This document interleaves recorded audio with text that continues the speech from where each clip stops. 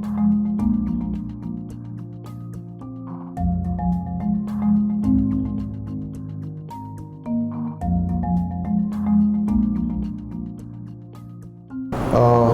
alaikum dear students, today we are going to start the techniques used in biology में हमने next आना है किस पे, सेल फ्रैक्शनेशन। सेल फ्रैक्शनेशन क्या होता है बायोलॉजिकल टेक्निक्स में? हम ख़ास तौर पर जब हम सेल फ्रैक्शनेशन की बात करते हैं, फ्रैक्शन का मतलब क्या होता है?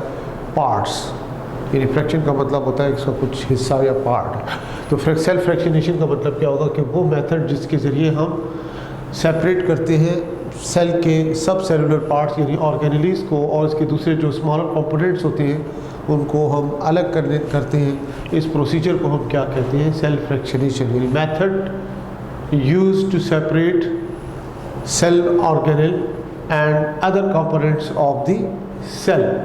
इसको आप सेल फ्रैक्शनेशन का नाम देते हैं। अब जो इसमें प्रिंसिपल ऑफ सेल फ्रैक्शनेशन, इसमें दो मेजर स्टेप्स आ जाते हैं आपके पास। पहला स्टेप होता है इसमें होमोजेनाइजेशन का, और दूसरा स्टेप होता है सेंट्रीफ्यूगेशन का। तो सबसे पहले देखिए होमोजेनाइजेशन का क्या मतलब होता है। होमोजेनाइजेशन का मतलब यहाँ पे ये है कि grinding of cells in a suitable liquid medium with proper osmotic concentration, pH, ionic composition, temperature and enzymes। नतीजा क्या है? क्या इसके रिजल्ट के तौर पर आपको क्या हासिल होगा? सेल होमोजिनेट हासिल होगा, या जिसको आप सेल सस्पेंशन का नाम भी दे सकते हैं। डिपेंड करता है कि किस लेवल पर आप उसको होमोजेनाइज कर रहे हैं। तो लिहाजा होमोजेनाइजेशन में बेसिकली क्या किया जाता है कि जैसे मिसाल एग्जांपल के तौर पर अगर सेल्स हैं, ग्रुप ऑफ सेल्स है, यानी टिश्यू की फॉर्म में है, तो हमने उनकी सेल्स को सेपरेट करना है, तो ये भी इसमें शामिल है। इसी तरह एक सेल जो है वो ब्रेक होगा, उसके डिफरेंट जो उसके ऑर्गेनेल्स हैं इनको भी अलग अलग करना, उसके कंपोनेंट्स को अलग अलग करना, उसके लिए स्पेसिफिक कंडीशन भी रिक्वायर्ड होती हैं। यानी ऐसा मीडियम बनाना पड़ता है जिसमें प्रॉपर ऑस्मोटिक कंसंट्रेशन हो, और इसी तरह से उसकी पीएच भी कंट्रोल्ड हो, आयनिक कंपोजिशन भी गिवन हो, टेम्परेचर जो रिक्वायर्ड है वो भी गिवन हो। इसी तरह से जो उस प्रॉपर प्रोसेस में स्पेसिफिक एंजाइम चाहिए तो वो एंजाइम भी अवेलेबल हो। जैसे एग्जांपल के तौर पर हम यहाँ पे रेफरेंस देते हैं पेक्टिनेज एंजाइम का।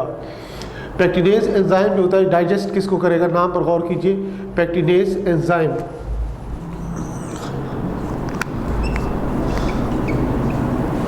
ये किसको डाइजेस्ट करेगा? पैक्टीन को। और पैक्टीन के बारे में आपको मालूम हो कि ये क्या है, मेजर कंपोनेंट किस चीज़ का है? मिडल लेमिला का। और जब ये मिडल लेमिला डाइजेस्ट हो जाएगी, इसका यानी इसका पैक्टिनेज की वजह से पैक्टीन डाइजेस्ट होगा, तो प्लांट सेल जो होंगे वो अलग अलग हो जाएंगे। तो इस तरह से एंजाइम्स भी आप इसमें यूज़ करते हैं, जिसके ज़रिए आप क्या करते हो, सेल को या सेल्स को या फिर सेल के कंपोनेंट्स को क्या कर देते हो? सेपरेट कर देते हो। ये ग्राइंडिंग जो होती है, जिसकी एग्जांपल हम इसी तरह जैसे आप बाकायदा ब्लेंडर यूज़ करते हो, ग्राइंडर यूज़ करते हो, उसी तरह से ये इंस्ट्रूमेंट होता है जिसके ज़रिए हम क्या करते हैं, इसको होमोजेनाइज करते हैं। तो this process is called homogenisation. फिर सेकेंड स्टेप आ जाता है इसमें सेंट्रीफ्यूगेशन का। सेंट्रीफ्यूगेशन के लिए बाकायदा जो मशीन यूज़ होती है that is called centrifuge machine. ये सेंट्रीफ्यूज मशीन के बारे में आपको जनरली पता हो कि जो पैथोलॉजिकल लैब्स होती हैं आजकल, जहाँ पर ये ब्लड टेस्ट, यूरिन टेस्ट वगैरह होता है, तो ये इसका रूटीन क्या है, बेसिक टूल है जिसमें ये सेंट्रीफ्यूज मशीन यूज़ की जाती है। तो इस तरह से ये इसका टूल आ जाता है कि इसमें आप मशीन कौन से यूज़ कर रहे हैं, सेंट्रीफ्यूज मशीन इस्तेमाल करते हैं। अब इसके लिए जो सेंट्रीफ्यूगेशन का प्रोसीजर है बेसिकली, तो इसमें दो प्रोसीजर होते हैं। एक पहला होता है डेंसिटी ग्रेडियंट सेंट्रीफ्यूगेशन, और दूसरा इसमें आता है डिफरेंशियल सेंट्रीफ्यूगेशन। तो यहाँ पे हमने फोकस किसे करना है? डिफरेंशियल सेंट्रीफ्यूगेशन को करना है। डिफरेंशियल सेंट्रीफ्यूगेशन में हम क्या करते हैं कि जो भी हमने मटेरियल लिया है, यानी यहाँ में हमने बताया जैसे सेल्स हैं या सेल के कंपोनेंट्स हैं, इनको हम एक स्पेसिफिक मीडियम में लेकर होमोजेनाइज करते हैं, और जो भी आपको होमोजिनेट हासिल होता है या सेल सस्पेंशन हासिल होता है उसको आप डिफरेंशियल सेंट्रीफ्यूगेशन से गुजारते हैं और बाकायदा उसको स्पिन करते हैं। पहली स्टेज क्या होती है, उसको स्लो रेट पर उसको स्पिन करना, ये पहली स्टेज है। की पॉइंट आपको मालूम होना चाहिए, स्लो रेट। नतीजा क्या होता है कि स्लो रेट पर जब आप उसको स्पिन करेंगे तो सेल के जो हैवियर पार्ट्स होंगे या सेल बजाते खुद होंगे वो क्या होंगे, दे विल बिकम सेपरेटेड, ये क्या होंगे, सेटल होना शुरू हो जाएंगे। और सेटल कहाँ पे होंगे, द बॉटम, ये सेल्स होंगे या न्यूक्लियाई, ये क्या होंगे, लार्जेस्ट कंपोनेंट्स कहलाते हैं। तो लिहाजा हैवियर पार्ट्स जो होते हैं जब हम स्लो रेट पे स्पिन करेंगे तो आपको हैवियर पार्ट्स जो है वो बॉटम पे मिल जाएंगे। रिमेनिंग जो उसके ये जो पार्ट्स होगा यानी जो अबव उसके होगा, जो यानी सेल्स और न्यूक्लियाई के बाद जो बाकी जो मटेरियल जो भी होंगे वो उनको हम टेक्निकली क्या नाम देंगे, दे आर कॉल्ड सुपरनेटेंट, ये सुपरनेटेंट कहलाते हैं। यानी ये वो सब होते हैं, सॉल्यूशन कह लें या इसको आप मिक्सचर कह लें। बेसिकली क्या होता है कि ऑब्वियसली आपने मीडियम यूज़ किया है, उस मीडियम में सारे कंपोनेंट्स मौजूद हैं, तो इस मीडियम में क्या कि ये रिमेन्स होते हैं जो कि ये फर्स्ट स्टेप यानी स्लो रेट पर जब आपने इसको स्पिन किया है उसके बाद ये बॉटम पे सेटल हो गए, उसके बाद जो इन सेल्स और न्यूक्लियाई के ऊपर वाला पार्ट होगा उसको टेक्निकली सुपरनेटेंट कह रहे हैं। और ये बेसिकली क्या है, that remain suspended above the sediment, इसको हम सुपरनेटेंट का नाम देंगे। इस तरह से ये पहला इसमें स्टेप है जिसमें आप लार्जर पार्टिकल्स या कंपोनेंट्स ऑफ सेल्स को सेपरेट करते हैं। फिर इसी तरह से हम क्या करेंगे, नेक्स्ट स्टेप पे आएंगे, हायर स्पीड यूज़ करेंगे, यानी लो, पहले क्या थी स्लो रेट, अब उसके बाद हायर स्पीड की तरफ आएंगे। इसके रिजल्ट के तौर पर जो इंटरमीडिएट साइज़ है यानी इनसे छोटे जो हैं सेल्स से और न्यूक्लियाई से छोटे, वो क्या है, माइटोकॉन्ड्रिया जैसे प्लास्टिड क्लोरोप्लास्ट वगैरह हैं, ये क्या होगा कि हायर स्पीड पर क्या होंगे,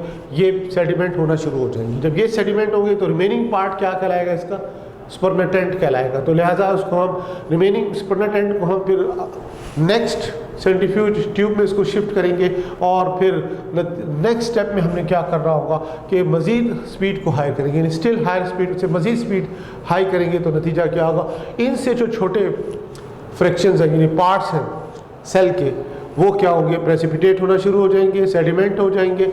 इस तरह से आप ग्रेजुअली जब स्पीड को स्लो से हाई फिर उसके बाद मज़ीद हाई स्पीड बढ़ाते हो तो उसके पहले आपको लार्जर कंपोनेंट्स, फिर उसके बाद इंटरमीडिएट और उसके बाद क्या होते हैं, स्मॉलर फ्रैक्शंस जो होते हैं, इनको आप ग्रेजुअली सेडिमेंट करते हो और रिमेनिंग सब सुपरनेटेंट को आप उससे अलग करते रहते हो। तो लिहाजा इस तरह डिफरेंट कंपोनेंट्स ऑफ सेल्स होते हैं वो ग्रेजुअली क्या होते हैं, सेपरेट होना शुरू हो जाते हैं। तो इसको हम टेक्निकली क्या कहते हैं, इसको बेसिकली टेक्निकली क्या नाम दिया जाता है, ये डिफरेंशियल सेंट्रीफ्यूगेशन कहलाता है।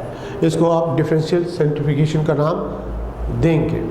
ये स्टूडेंट नेक्स्ट जो टेक्निक हम डिस्कस करने जा रहे हैं वो क्या है, इसमें टिश्यू कल्चर है। टिश्यू कल्चर क्या है, बेसिकली आप इसको आर्टिफिशियल प्रोपेगेशन कहते हैं, जिसमें आप कहते हैं कि ग्रोथ ऑफ सेल और tissues on chemically defined nutrient medium, इसको आप टिश्यू कल्चर का नाम देते हैं। इसमें हम क्या लेते हैं, प्लांट की बॉडी से क्या लेंगे, सेल लेंगे या फिर उसका कोई टिश्यू लेंगे और उसको केमिकली डिफाइंड न्यूट्रिएंट मीडियम में ग्रो करेंगे, तो इसको टेक्निकली आप क्या नाम दोगे, टिश्यू कल्चर का नाम दोगे।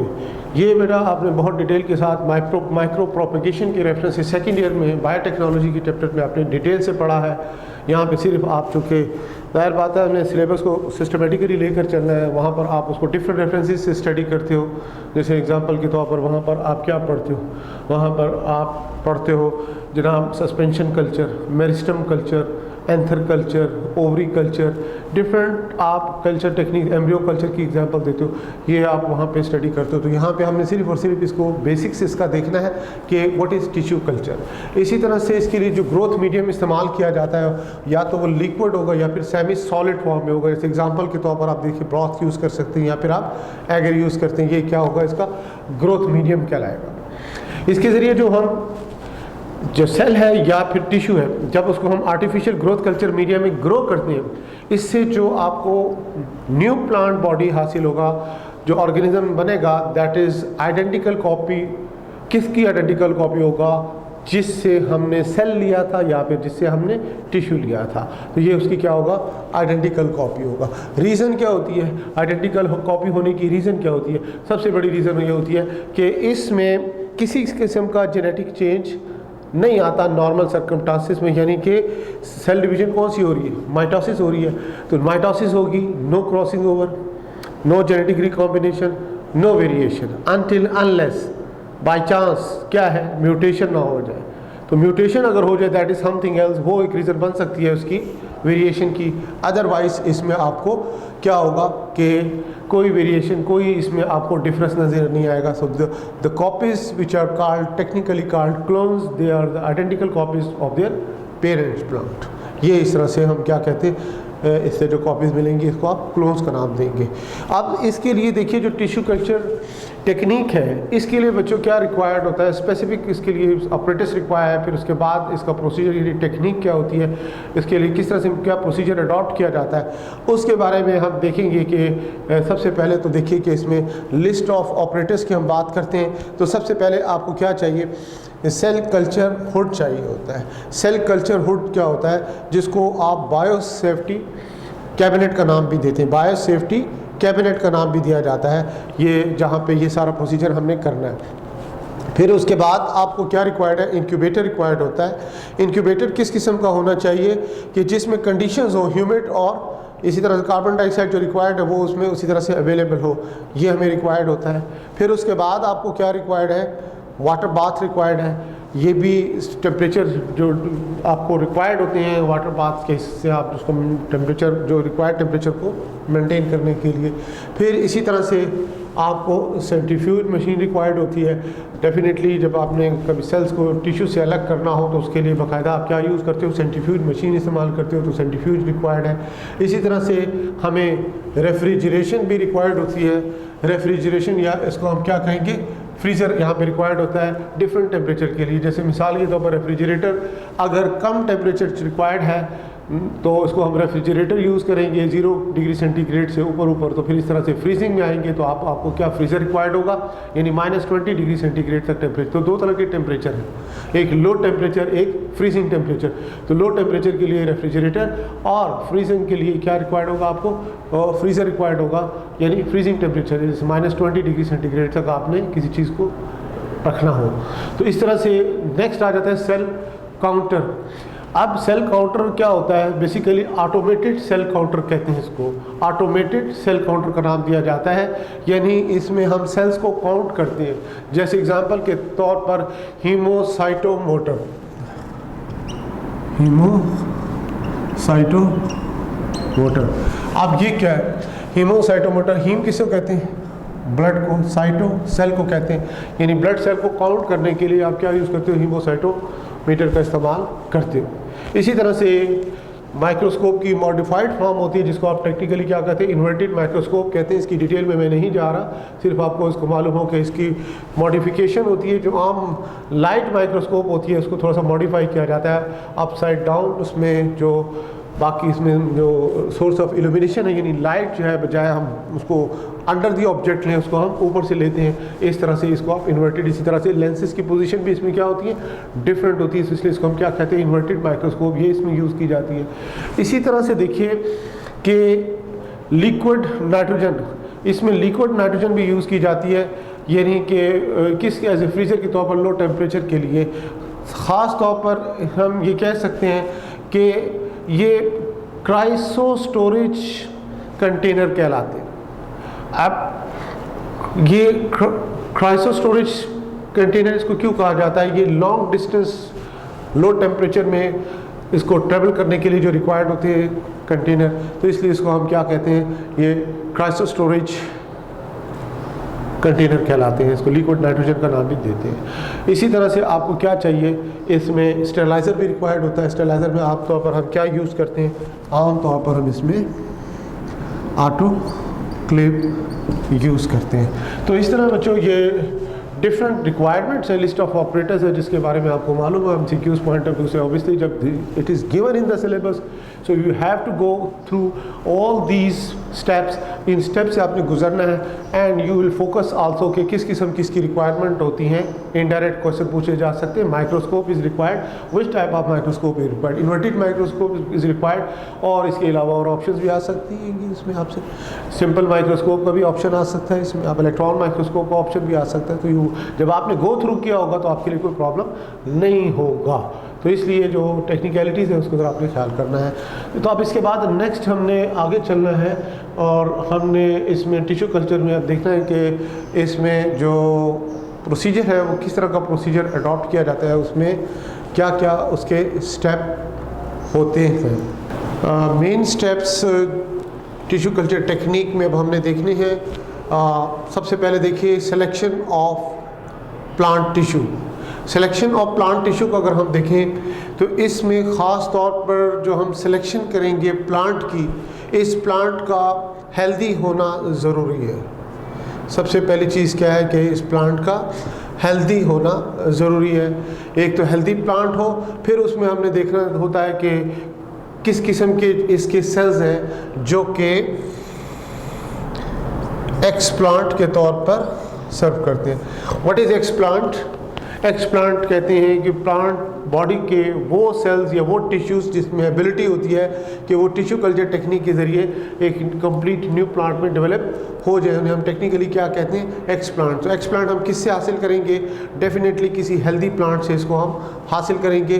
तो उसमें आप प्लांट के different cells, different tissues use करते हैं। जैसे एग्जाम्पल के तौर पर आप इसमें एग्जाम्पल दे सकते हैं, इसमें आप एपिकल बर्ड की एग्जांपल दे सकते हैं, या इसी तरह से फ्लोएम सेल्स या फ्लोएम टिश्यूज़ की एग्जांपल उसमें आप दे सकते हैं। तो इसके लिए सिलेक्शन ऑफ प्लांट टिश्यू इंतहाई अहम स्टेप है। इसमें हमें ये भी पता हो कि अगर हम उसमें प्लांट टिश्यू या सेल्स सेलेक्ट करेंगे वो एक्सप्लांट होने चाहिए, यानी उनमें ये पोटेंशियल होना चाहिए कि they have the ability to grow into a new plant. फिर उसके बाद नेक्स्ट स्टेप हमारे पास क्या आ जाता है? इसके लिए स्टेरलाइजेशन, यानी स्टेरलाइज करना। जो भी आप इसमें टिश्यूज़ लेते हो या सेल्स लेते हो, ये फ्री ऑफ माइक्रोबायल कंटामिनेशन, इसमें माइक्रोबायल कंटामिनेशन नहीं होनी चाहिए। जैसे एग्जांपल के तौर पर जब आप एपिकल मेरिस्टम स्टडी करते हो टिश्यू कल्चर टेक्निक में, तो आप बताते हो ये वायरस फ्री जोन होता है, तो इसलिए उसको सिलेक्ट किया जाता है। लेकिन यहाँ पर हमें मालूम हो कि जो भी हमने एक्सप्लांट लेने हैं सेल की सूरत में या टिश्यूज़ की सूरत में, it should be free of microbial contamination, ये उससे बिल्कुल फ्री होने चाहिए। फिर नेक्स्ट स्टेप इसमें हम क्या लेते हैं टिश्यू कल्चर टेक्निक में? कल्चर मीडियम बनाना। कल्चर मीडियम का जहाँ तक ताल्लुक़ है, ये ऐसा कल्चर मीडियम होना चाहिए जिसमें जो भी हमने एक्सप्लांट लिया है उसमें वो सस्टेन कर सके, ना सिर्फ सस्टेन कर सके बल्कि वहाँ पर क्या हो सके, उसकी सेल डिवीज़न भी हो सके वहाँ पर आसानी से। क्योंकि जाहिर सी बात है, हमने सेल लिया है या क्या लिए हैं, इसमें टिश्यू लिए हैं, उसे हमने कंप्लीट प्लांट बनाना है। डेफिनेटली जब वो ग्रोन अप होगा तो उसमें सेल डिवीज़न होगी। तो ज़्यादा इनकरेज करें वो किस चीज़ को? सेल डिवीज़न को। शुरू में हमने बताया था कि ये जो टिश्यू कल्चर के लिए हमने मीडियम के बारे में, ये सेमी सॉलिड भी हो सकता है और लिक्विड फॉर्म में भी हो सकता है, उसकी हमने एग्जांपल भी आपको कोट की थी। तो इस तरह से हमने क्या देखा कि सेल कल्चर मीडियम जो है वो किस किस्म का होना चाहिए, जो कि इनकरेज करे किस चीज़ को? सेल डिवीज़न को, सस्टेन करें किस चीज़ को? जो भी हमने प्लांट उसमें ग्रो करना है, और वो किस किस्म का हो सकता है? इट में बी सेमी सॉलिड और सॉलिड। फिर उसके बाद नेक्स्ट आ जाता है आपके पास क्या? Medium requirement. मीडियम में रिक्वायरमेंट आपकी क्या क्या है? मीडियम रिक्वायरमेंट के लिए आप देखिए कि एक प्लांट बॉडी की बात की जाती है, एक प्लांट बॉडी के डिफरेंट सेल्स या टिश्यूज़ की बात की जाती है। एक ही प्लांट बॉडी में डिफरेंट सेल्स और डिफरेंट टिश्यूज़ की रिक्वायरमेंट्स क्या होती हैं? डिफरेंट होती हैं। इसी तरह से एक ही प्लांट की डिफरेंट स्पीशीज़ में भी आपस में क्या होता है? फ़र्क होता है। तो डिफरेंट स्पीशीज़ के टिश्यू सेल्स के लिए हमें क्या है? डिफरेंट रिक्वायरमेंट होती हैं। किसके लिए? इस टिश्यू कल्चर मीडियम के लिए। तो लिहाजा जो मीडियम रिक्वायरमेंट है वो वेरी करता है species with in the member of with in same species, different members के दरमियान, और डिफरेंट स्पीशीज़ के लिए भी डिफरेंट रिक्वायरमेंट होती है, और विद इन सेम इंडिविजुअल उसके डिफरेंट सेल्स और टिश्यूज़ के लिए डिफरेंट रिक्वायरमेंट होती है।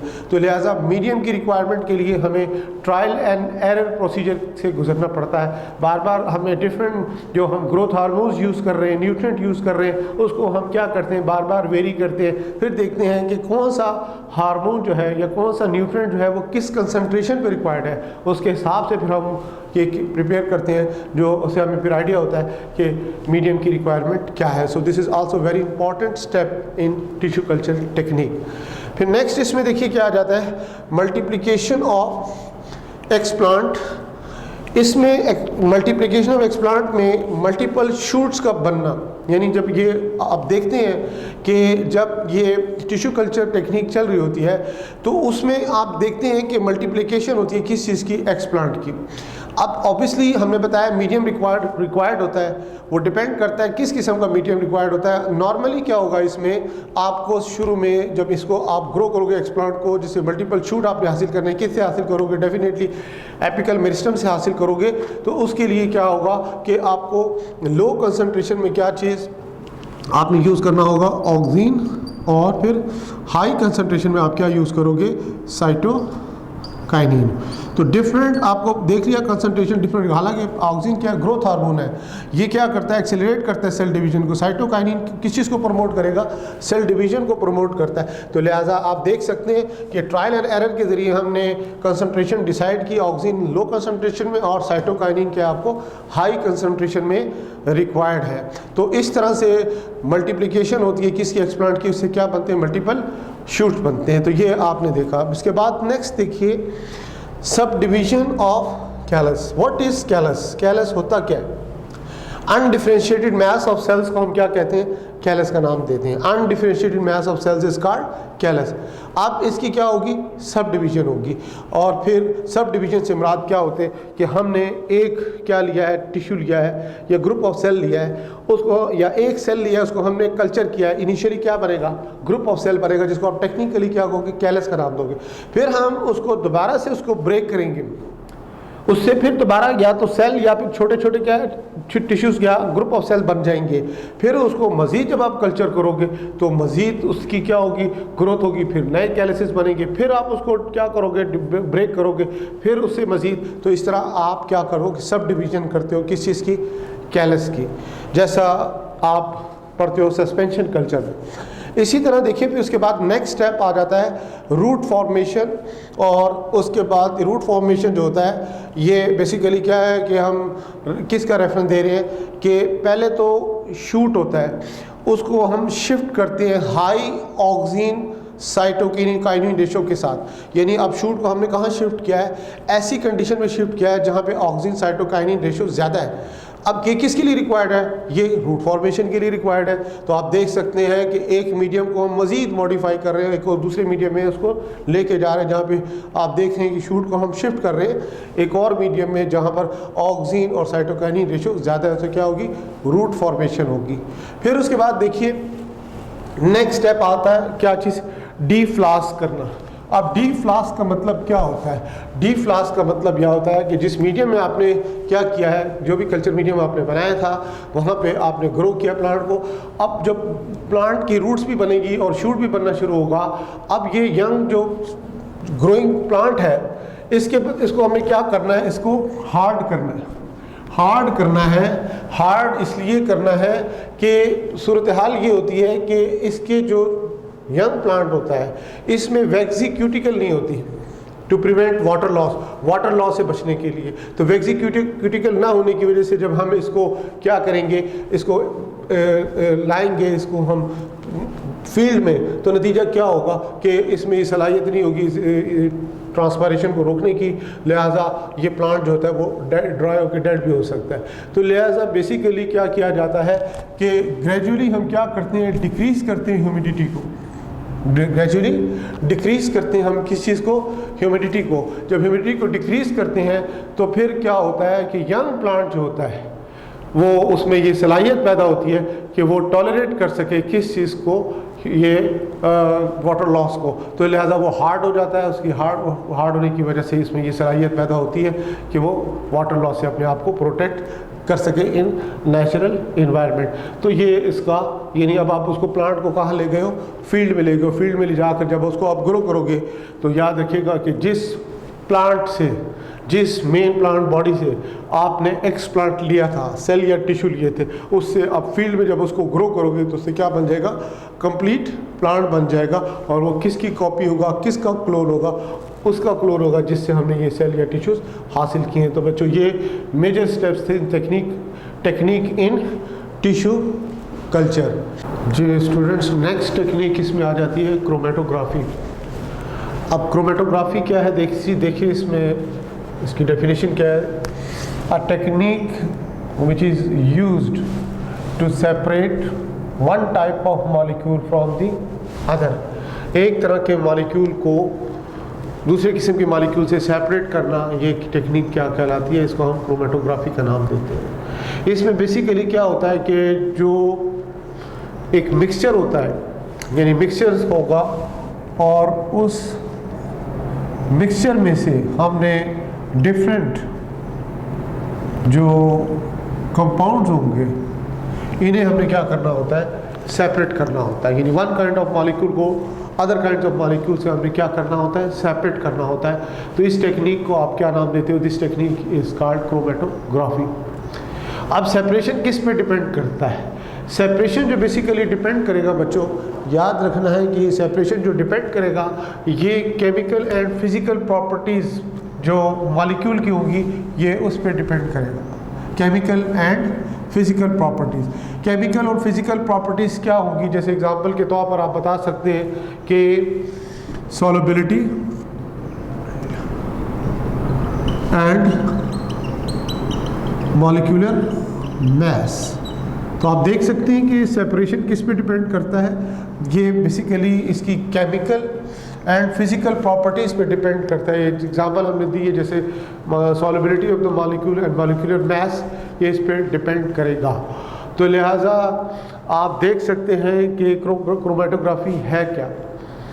अब उसके बाद आपने देखना है कि there are many ways, different इसकी टाइप्स हैं, कैटेगरीज हैं, डिफरेंट वेज हैं सेपरेशन करने के मॉलिक्यूल के। तो यहाँ पे तो हम बेसिक वेज यहाँ पे डिस्कस करेंगे, जिसमें नंबर 1 आ जाता है पेपर क्रोमेटोग्राफी और उसके बाद नेक्स्ट आ जाएगा कॉलम क्रोमेटोग्राफी। तो सबसे पहले हमने किसको डिस्कस करना है इसमें, पेपर क्रोमेटोग्राफी को।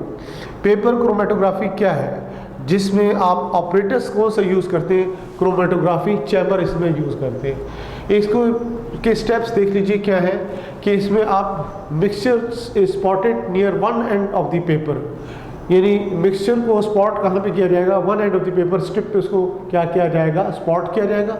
फिर उसको हम डिप करेंगे स्पेसिफिक सॉल्वेंट में। स्पेसिफिक सॉल्वेंट में जब हम इसको डिप करेंगे तो फिर क्या होगा कि जो मूवमेंट होगी किसके थ्रू होगी, पेपर के थ्रू मूवमेंट होगी किसकी, जो भी मॉलिक्यूल्स होंगे इस मिक्सचर में।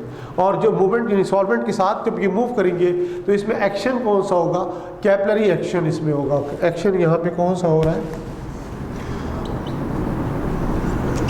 कैपिलरी एक्शन के जरिए क्या करेंगे, मूव करेंगे और किस चीज़ को कैरी करेंगे, ये फिर कैरी करेंगे मॉलिक्यूल्स को अपने साथ। किस चीज़ को कैरी करेंगे, ये मॉलिक्यूल्स को कैरी करेंगे। तो हम इसमें याद रखिएगा कि जो इसे हमें जो पैटर्न की सूरत में ये पेपर हासिल होगा उसको हम टेक्निकली क्या कहेंगे, क्रोमेटोग्राम का नाम देंगे। टेक्निकली ये क्रोमेटोग्राम कहलाएगा। तो इसके अलावा याद रखिएगा इस पेपर की जगह हम यूज़ कर सकते हैं, किसकी पेपर की जगह, बाकायदा इसके लिए सिलिका प्लेट भी इस्तेमाल की जा सकती है। सिलिका प्लेट भी यूज़ की जा सकती है। इस टेक्निक के ज़रिए ख़ास तौर पर आप याद रखिएगा कि डिफरेंट जो होते हैं ना केमिकल्स, उनको हम आइसोलेट सेपरेट कर सकते हैं। ख़ास तौर पर हम इसमें रेफरेंस एग्जांपल के तौर पर दे सकते हैं कि जैसे मिसाल के तौर पर इसमें फोटो सिंथेटिक पिगमेंट्स हो गई, different types of varying types of sugars हो गए, इसी तरह से अमाइनो एसिड्स हो गए। तो डिपेंड करता है कि हम किस चीज़ को सेपरेट कर रहे हैं। फोटोसिंथेटिक पिगमेंट्स में आप देखते हैं कि chlorophyll A, chlorophyll B, carotenoids pigments आ जाती हैं। ये बाकायदा प्रैक्टिकल भी स्टूडेंट सेकंड ईयर प्रैक्टिकल में भी ये परफॉर्म किया जाता है। इसको आप देखते हैं किस तरीके से इसको परफॉर्म करना होता है। इसी तरह वेरिंग टाइप्स ऑफ शुगर, इसी तरह से अमाइनो एसिड्स, ये हम इसमें एग्जाम्पल के तौर पर बता रहे हैं कि इसको हम सेपरेट कर सकते हैं इस प्रोसीजर के ज़रिए। तो इसमें पहला प्रोसीजर बच्चों क्या है, that is what, paper chromatography. हमने बताया इसके लिए मिक्स क्या यूज़ होता है, ऑपरेटर्स क्रोमेटोग्राफी चैम्बर। और इसमें हम क्या करते हैं, मिक्सचर को स्पॉट करते हैं near one end of the paper, फिर उसके बाद हम उसको डिप करते हैं स्पेसिफिक सॉल्वेंट में, वो जो मूव करता है थ्रू द पेपर। मूव करने का प्रोसीजर क्या होता है वो भी आपको मालूम हो, कैपिलरी रिएक्शन के थ्रू होता है, जिसके ज़रिए मॉलिक्यूल्स क्या करते हैं, कैरी होते हैं अपने साथ, मॉलिक्यूल ये सॉल्वेंट लेके जाता है। तो फिर उसके बाद डिफरेंट उसमें उसकी प्रॉपर्टीज़ के हिसाब से हमने पहले बताया था कि सेपरेशन किस बेस पर होगी, सॉल्युबिलिटी की बेस पर या molecular mass of the molecule की बेस पर वो स्पॉट बन जाएंगे। और फिर स्पॉट जब बन जाएंगे उसके बाद हम उसको अलग करेंगे, बाकायदा उन स्पॉट्स को स्पेशल डाई के ज़रिए स्प्रे करके हम उसको आइडेंटिफाई भी कर सकते हैं उन स्पॉट्स को, और उस पेपर को नाम क्या देंगे, क्रोमेटोग्राम का नाम देंगे। हमने कहा कि इसमें इस पेपर की जगह हम क्या यूज़ कर सकते हैं, इसकी जगह हम सिलिका भी यूज़ कर सकते हैं इंस्टेड, सिलिका प्लेट इस्तेमाल कर सकते हैं इंस्टेड ऑफ ये क्रोमेटोग्राफिक पेपर की जगह। फिर इसमें इसकी जो एग्जांपल दी गई है फोटोसिंथेटिक पिगमेंट्स या different types of sugar molecules और इसी तरह से अमाइनो एसिड मॉलिक्यूल्स। जी सेकंड मेथड देखिए इसमें क्या है, कॉलम क्रोमेटोग्राफी। कॉलम क्रोमेटोग्राफी क्या होती है, इसको हम कॉमनली यूज मेथड कहलाता है, यानी आमतौर पर बहुत कॉमनली यूज़ होता है ये। इसमें involve the mobile phase flowing over a supporting matrix held in a glass और मेटल ट्यूब। इसको हम क्या कहेंगे, कॉलम क्रोमेटोग्राफी का नाम देंगे। आमतौर पर ये जो मेथड होता है इसमें सिंगल केमिकल कंपाउंड को सेपरेट किया जाता है किसी भी मिक्सचर से, तो लिहाजा ये सेकंड इसमें हम मेथड बता रहे हैं किस चीज़ का, क्रोमेटोग्राफी का। अब इसमें ख़ास तौर पर जो इस टेक्निक में हम देखते हैं कि ग्रेविटी को यूज़ किया जाता है या फिर कंप्रेस एयर को यूज़ किया जाता है, ग्रेविटी को या फिर कंप्रेस्ड एयर को यूज़ किया जाता है। फिर ये किस लिए यूज़ किया जाता है, पुश करने के लिए। पुश किसे किया जाएगा, सॉल्वेंट को इन दी कॉलम। कॉलम में आप सॉल्वेंट को पुश करने के लिए क्या यूज़ करते हैं, ग्रेविटी या फिर कंप्रेस्ड एयर यूज़ करते हैं।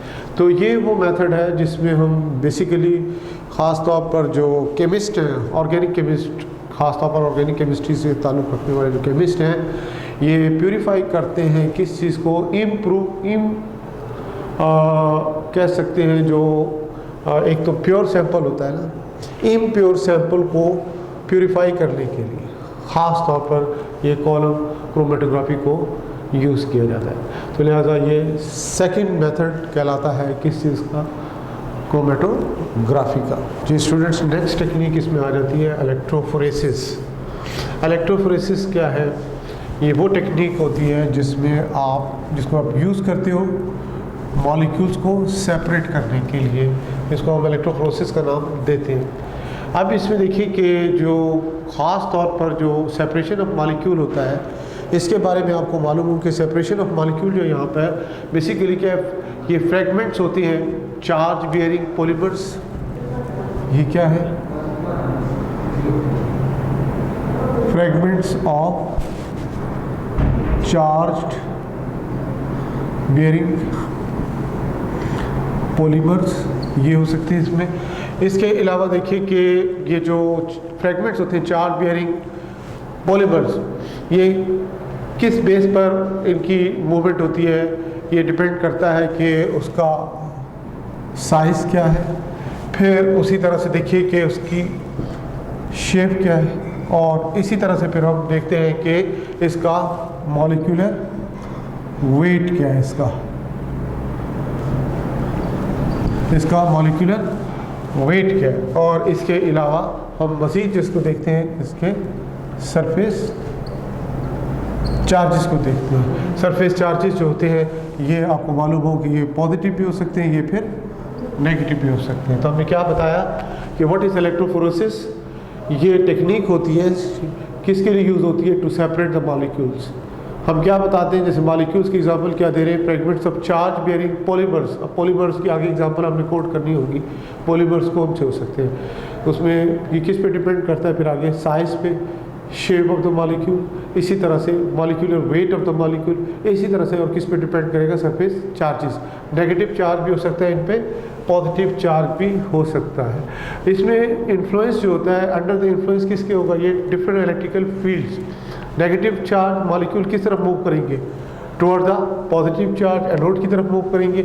इसी तरह से पॉजिटिव चार्ज बियरिंग मॉलिक्यूल जो होंगे they will move toward the cathode, यानी कि नेगेटिव चार्ज की तरफ मूव करेंगे। तो हम इसको क्या कहते हैं, इलेक्ट्रोफोरेसिस का नाम देते हैं। तो अब इसमें देखिए कि जो फैक्टर्स होते हैं जो कि इस पर असरअंदाज हों, जो कि इसकी ख़ास तौर पर किस पे असरअंदाज होते हैं कि मूवमेंट जो मॉलिक्यूल्स की होती है उसकी एक स्पेसिफिक स्पीड होती है। तो हमने देखना ही होगा कि ये किस स्पीड पर डिपेंड करती, किसकी जो मूवमेंट ऑफ मॉलिक्यूल्स है इसमें कौन कौन से फैक्टर्स हैं जो कि उस पर असरअंदाज होते हैं इसकी स्पीड पे। सबसे पहले देखिए क्या आ जाता है इसमें, अमाउंट ऑफ चार्ज आता है। अमाउंट ऑफ चार्ज का मतलब क्या है कि ग्रेटर द चार्ज, जितना ज़्यादा चार्ज होगा, ग्रेटर द चार्ज, जितना ज़्यादा इस पे चार्ज होगा उतना ही क्या होगा कि मूवमेंट, फास्टर मूवमेंट होगी, उतनी ही उसकी क्या होगी, फास्टर मूवमेंट होगी। आप देखिए greater the charge faster movement, इसके अपोजिट यानी वाइस वर्सा कहते हैं, उलट हो जाएगा। लोअर से चार्ज यानी स्लोएस्ट द मूवमेंट, उसके बिल्कुल उलट हो जाएगा किसका, ये। तो इसका मतलब आप कह सकते हो कि ये क्या है, डायरेक्टली प्रोपोर्शनल। चार्ज जितना ज़्यादा होगा उतनी तेज़ मूवमेंट होगी, जितना चार्ज कम होगा उतनी स्लो मूवमेंट होगी। तो ये आप देखिए अमाउंट ऑफ चार्ज पे डिपेंड करता है। इसी तरह से साइज़ ऑफ मॉलिक्यूल आ जाता है, size of molecule. Size of molecule में ये देखिए इस तरह से होगा कि स्मॉलर मॉलिक्यूल जो होगा, ये स्मॉल मॉलिक्यूल जो होगा इसकी जो मूवमेंट होगी वो क्या होगी, इसकी मूवमेंट जो होगी दैट इज फास्टर होगी, इसकी मूवमेंट तेज होगी और उसके उलट जाएंगे। लार्ज मॉलिक्यूल होगा तो उसकी मूवमेंट क्या होगी, स्लो होगी। तो ये भी वाइस वर्सा हो जाएगा। तो इसमें भी आपको क्लियर होना चाहिए कि सबसे पहली चीज़ पे कौन सा फैक्टर्स अफेक्ट कर रहा है इसकी स्पीड पे, अमाउंट ऑफ चार्ज। चार्ज में हमने क्या बताया, greater the charge faster will be the movement and vice versa. इसी तरह से स्मॉल मॉलिक्यूल होगा तो उसकी मूवमेंट फास्टर होगी और लार्ज मॉलिक्यूल होगा तो उसकी मूवमेंट जो होगी वो क्या होगी, दैट इज स्लोअर होगी। यानी इन्वर्सली प्रोपोर्शनल आएगा यहाँ पे आप कहेंगे डायरेक्टली प्रोपोर्शनल, यहाँ पे क्या आएगा, इन्वर्सली प्रोपोर्शनल होगा। इस तरह से ये आपको पॉइंट्स क्लियर होने चाहिए। इसमें आप डिफरेंट एग्जांपल कोट करते हो, आप बायोटेक्नोलॉजी के चैप्टर में जाते हो, वहाँ पे आप जाओगे पीसीआर और स्टडी करोगे तो उससे पहले आपको मालूम हो कि जेल इलेक्ट्रोफोरेसिस होता क्या है। उसमें आप डिफरेंट पॉलीमर्स यूज़ करते हो। डिफरेंट पॉलीमर से मुराद क्या है, पॉलीमर्स जो आप यूज़ करते हो वहाँ पे पॉलीमर्स में आ जाते हैं डीएनए, इसी तरह से आरएनए और इसी तरह डिफरेंट टाइप्स ऑफ क्या होती है, प्रोटीन्स होती हैं। इनको डिफरेंट पॉलीमर्स हैं, इनके फ्रेगमेंट्स लिए जाते हैं और इन फ्रेगमेंट्स को हम क्या करते हैं, सेपरेट करते हैं। इसमें डिपेंड करते हैं तो चार्ज पे और दूसरा हमने क्या बताया, size of the molecule. Size of the molecule में आपने डीएनए के बारे में पढ़ा होगा कि डीएनए है, जैसे मिसाल इसके आप क्या करते हो, जेल इलेक्ट्रोफोरेसिस में एंडोन्यूक्लियस एंजाइम्स की मदद से आप क्या करते हो, इसके फ्रेगमेंट्स बनाते हो। इस तरह इसके फ्रेगमेंट बनते हैं। ये इसमें छोटा फ्रेगमेंट है तो ये इससे बड़ा है तो ये इससे बड़ा एंड सो ऑन। ये size of different size of fragments लेते हो। और जब मूवमेंट होती है, आपको मालूम है डीएनए पे ओवरऑल कौन सा चार्ज होता है, नेगेटिव चार्ज, और ये कहाँ से मूव करेगा, from negative charge toward the positive charge. और ये इसमें मूवमेंट किस पे डिपेंड करेगी, साइज ऑफ द मॉलिक्यूल पे। यानी छोटा जो फ्रेगमेंट होगा वो सबसे आगे होगा, उससे बड़ा उससे पीछे एंड सो ऑन, ये सिलसिला यूँ चलता है। तो ये क्या होगा, इन्वर्सली प्रोपोर्शनल होता है बेसिकली इसकी मूवमेंट। तो ये आपको क्लियर होना चाहिए। और बाकायदा यहाँ पर जो ये डेवलप किए जाते हैं, यहाँ पे चार्जेस आपको मालूम है डिफरेंट किस्म के सॉल्यूशंस होते हैं, हम यूज़ करते हैं नेगेटिव आयंस की बेस पे। ये डिफरेंट सॉल्यूशंस, उसको जब एक्टिवेट किया जाता है तो चार्ज बिल्टअप होते हैं, तो फिर इसके लिए बाकायदा आप क्या यूज़ करते हो, इलेक्ट्रोफोरेसिस में स्लैब यूज़ करते हो। स्लैब पे क्या रखी जाती है, जेल रखी जाती है। जेल कौन सी रखी जाती है, ये भी आप बायोटेक्नोलॉजी में इसको मज़ीद डिटेल से डिस्कस करते हो। डिपेंड करता है किस पे, size of the molecule of the polymer. जैसे डीएनए के बारे में आप बताते हो कि इसमें 50 न्यूक्लियोटाइड्स है, उससे ज़्यादा हो, उसके लिए आप क्या यूज़ कर रहे हो, एगरोस जेल, इसी तरह से अगर कम हो तो पॉली एक्रिलामाइड जेल यूज़ होती है। तो वो डिपेंड करता है साइज़ ऑफ दी मॉलिक्यूल पे डिपेंड करता है कि कौन सी आप उसमें मीडियम के लिए कौन सी इसमें जेल यूज़ करोगे जिस पे ये मॉलिक्यूल्स मूव करेंगे। तो लिहाजा इन ब्रीफ आपको क्लियर होना चाहिए कि इलेक्ट्रोफोरेसिस क्या है, कि वो टेक्निक होती है जिसके ज़रिए हम क्या करते हैं, मॉलिक्यूल्स को सेपरेट करते हैं। ख़ास तौर पर जो ये हम बात करते हैं fragments of charge bearing polymers की ख़ास तौर पर बात करें, इनमें इनके और भी इसकी जो ज़ाहिर है मूवमेंट के लिए जो फैक्टर्स होते हैं वो आप बताते हैं, उसकी साइज़ पे, उसकी शेप पे, उसके मॉलिक्यूलर वेट पे और सरफेस चार्ज पर डिपेंड करता है, उसके हिसाब से मॉलिक्यूल जो है ये मूव करते हैं। तो इसी तरह ये हमने क्या बताया कि ये नेगेटिव चार्ज मॉलिक्यूल मूव करते हैं toward the positive charge anode की तरफ, और पॉजिटिव चार्ज मॉलिक्यूल्स मूव करते हैं टुवर्ड द कैथोड। फैक्टर आपको बताए गए हैं, फैक्टर आपको क्लियर होने चाहिए और इसमें आपको आइडिया भी हो कि क्वेश्चन पूछे जा सकते हैं कि फैक्टर कौन कौन से मेजर, एक अमाउंट ऑफ चार्ज, दूसरा मेन उसमें क्या है साइज ऑफ द मॉलिक्यूल, इसको आपने याद रखना है। इसके अलावा आपको ये भी पता होगी ये टेक्निक आप कहाँ पे स्टडी कर रहे हो, ख़ास तौर पर एग्जाम्पल जो कोट की जाती हैं, एग्जाम्पल के बारे में इनडायरेक्टली आपको मालूम हो कि ख़ास तौर पर किस किस्म के मॉलिक्यूल्स होते हैं जिनको हम अलग करते हैं। तो ये क्या था इसमें आपका इलेक्ट्रोफोरेसिस। नेक्स्ट टेक्निक इसमें आ जाती है स्पेक्ट्रोफोटोमेट्री। स्पेक्ट्रोफोटोमेट्री बच्चों ये वो टेक्निक है जिसको हम यूज़ करते हैं to determine absorption of different wavelengths of light by particular chemical compound. तो ये वो टेक्निक है जिसमें हमने ये तयन करना होता है, डिटरमाइन करना होता है कि absorption of different wavelengths of light bye a particular chemical compound. Particular chemical compound क्या हो सकता है? पर्टिकुलर केमिकल कंपाउंड यहाँ पे आपको मालूम होगी ये फोटो सिंथेटिक पिगमेंट भी हो सकती है। इसके बारे में आपने जब बायोएनर्जेटिक्स की तरफ जाओगे और फोटोसिंथेसिस के टॉपिक को डिस्कस करोगे तो उसमें हम इसको डिटेल से देखेंगे with reference to absorption spectrum and action spectrum. उसके हवाले से फिर आपको ये इसकी डिटेल मज़ीद मिल जाएगी। तो लिहाजा आपको ये मालूम हो कि स्पेक्ट्रोफोटोमेट्री में हम क्या देखते हैं कि तयन करते हैं, डिटरमाइन करते हैं कि absorption different wavelengths of light bye a particular chemical compound. इसके लिए जो इंस्ट्रूमेंट यूज़ होता है, टूल इस्तेमाल होता है, दैट इज स्पेक्ट्रोफोटोमीटर। इसकी बाकायदा कंस्ट्रक्शन होती है डिटेल से स्पेक्ट्रोफोटोमीटर, और इसके ज़रिए हम क्या कैलकुलेट कर रहे होते हैं कि amount of light that passes through sample, amount of light passes through sample, कि कितनी अमाउंट लाइट जो पास हो रही है किस में से, सैंपल में से, और फिर इसके ज़रिए हमें क्या पता चलता है, हम कैलकुलेट कर सकते हैं इसके ज़रिए, वी कैन कैलकुलेट। इसके ज़रिए हम क्या कैलकुलेट कर सकते हैं? इसके ज़रिए हम कैलकुलेट करते हैं कि how much light was absorbed, how much light was absorbed। इससे हमें ये पता चलता है कि कितनी लाइट एब्जॉर्ब हुई। तो ये क्या कहलाएगा? स्पेक्ट्रोफोटोमेट्री। इसको आप स्पेक्ट्रोफोटोमेट्री का नाम देते हैं। तो उसमें और भी बहुत सी एग्जांपल्स आती हैं, तो आपने की पॉइंट्स को फॉलो करना होगा कि स्पेक्ट्रोफोटोमेट्री एक्चुअली है क्या। लास्ट इसमें आ जाता है बच्चों माइक्रो डाइसेक्शन। अब नाम पर गौर कीजिए, माइक्रो डाइसेक्शन वो टेक्निक जो इसमें हम माइक्रोस्कोप को यूज़ करते हैं, किसको असेस करने के लिए, डाइसेक्शन के लिए। डाइसेक्शन में आप क्या करते हो कि सेल को भी आप ब्रेक कर सकते हो डिफरेंट कंपोनेंट्स, या फिर इसी तरह से और कोई टिश्यूज़ को आप ब्रेक कर सकते हो, या टिश्यू से किसी स्ट्रक्चर को रिमूव करना हो वो आप कर सकते हो। इवन क्रोमोसोम्स हैं उसके फ्रेगमेंट्स करने हो उसके लिए भी आप क्या करते हो कि आप इस टेक्निक को यूज़ करते हो। The technique in which microscope is use to assess the dissection. Main key point याद रखना है माइक्रोस्कोप। इसमें जो भी इमेज बनता है वो उसको आप किस पे देख सकते हो? टीवी स्क्रीन पे देख सकते हो। अब आपको मालूम हो कि इसकी 2 मेजर काइंड्स हैं माइक्रो डाइसेक्शन की।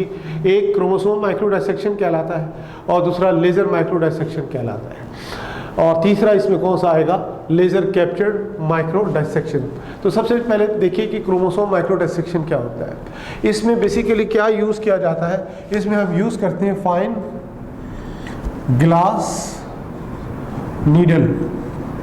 इसमें फाइन ग्लास नीडल यूज़ की जाती है ताकि क्या किया जा सके, हम रिमूव कर सकें स्पेसिफिक पार्ट को जो कि किसका होगा, बेसिकली क्रोमोसोम का पार्ट होगा। तो लिहाजा क्रोमोसोम के पार्ट को रिमूव करने के लिए फाइन ग्लास नीडल यूज़ की जाती है। तो इसको हम क्या कहेंगे, क्रोमोसोम माइक्रो डाइसेक्शन को। किसके थ्रू आप ये सारा प्रोसेस कर रहे हैं, डेफिनेटली आप किसके थ्रू कर रहे हैं, माइक्रोस्कोप के थ्रू कर रहे हैं। फिर नेक्स्ट इसमें आ जाता है laser micro dissection. Laser micro dissection में हम क्या करते हैं, लेज़र यूज़ करते हैं डाइसेक्ट करने के लिए सेलेक्टेड सेल्स को। क्या यूज़ करते हैं हम, लेज़र यूज़ करेंगे इसमें खास, अब नाम से ज़ाहिर है, गौर कीजिए ना, लेज़र माइक्रो डाइसेक्शन, जिसमें आप क्या यूज़ कर रहे हैं, लेज़र यूज़ कर रहे हैं किस चीज़ को डाइसेक्ट करने के लिए। आप रेफरेंस दे सकते हो किसको, सेल को डाइसेक्ट करने के लिए, सेल को ओपन करने के लिए। तो लास्ट कौन सा आ जाएगा इसकी third type, laser captured micro dissection. Laser capture, अब यहाँ पे वर्ड आपका कौन सा इस्तेमाल हो रहा है, कैप्चर। अब इसमें देखेंगे क्या करोगे कि इसमें ख़ास तौर पर ये किसकी वजह बनता है, लेज़र कैप्चर्ड माइक्रो डाइसेक्शन, ये वजह बनता है कि सिलेक्टेड सेल जो है वो अडेयर हो जाए किसी फिल्म के साथ। सिलेक्टेड सेल्स ये क्या हो जाए, एडहेयर। एडहेयर का मतलब क्या होता है, अटैच हो जाए किसके साथ, टू फिल्म के साथ। तो इसको हम क्या कहेंगे, लेज़र कैप्चर माइक्रो डाइसेक्शन का नाम दो। तो बच्चों यहाँ इसमें लास्ट आपने क्या देखा कि माइक्रो डाइसेक्शन क्या होता है, जिसमें हमने बताया कि माइक्रोस्कोप को हम यूज़ करते हैं टू असिस्ट द डाइसेक्शन। इसका इमेज को आप किस पे देख सकते हो, टीवी स्क्रीन पे देखते हो। How many kinds are there, 3 major kinds are there, chromosome micro dissection, laser micro dissection, laser captured micro dissection, और फिर उसकी फर्दर डिटेल आपको बताई गई है। तो यहाँ तक हमने क्या डिस्कस किया है बच्चों, टेक्निक्स यूज्ड इन बायोलॉजी। तो इंशाल्लाह नेक्स्ट हम आगे चलेंगे तो फिर हम सेल वॉल और सेल मेम्ब्रेन को डिस्कस करेंगे इंशाल्लाह। Thank you.